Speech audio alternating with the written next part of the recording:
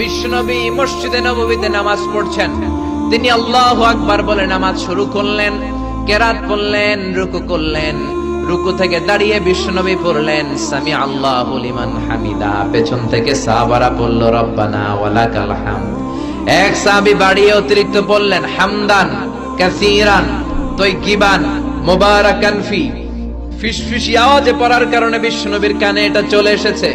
নামাজের পর বিশ্বনবী বললেন আমি রুকু থেকে দাঁড়িয়ে পড়েছি সামি আল্লাহু লিমান হামিদা, তোমরা পড়ার কথা ছিল শুধু রব্বানা ওয়ালাকাল হামদ, কে যেন একজন ফিসফিস আওয়াজে পড়েছো হামদান কাসীরান তাইয়িবান মুবারাকান ফি। কে পড়েছো? দাঁড়াও। কোন সাহাবী দাঁড়ায় না ভয়ে। বিশ্বনবী অভয় দিয়ে বললেন কিছু বলবো না, কে পড়েছো? দাঁড়াও। এক সাহাবী দাঁড়িয়ে বললেন ও নবী আমি পড়েছি। বিশ্বনবী বললেন এটা তো আমি শিখাই নাই, কই পাইলা, কেন পড়ছো? সাহাবী বলে নবী গো, আল্লাহর তাসবিহ অল্প পড়লে আমার পোষায় না, এই জন্য আমি একটু বাড়িয়ে পড়েছি। আল্লাহু আকবার।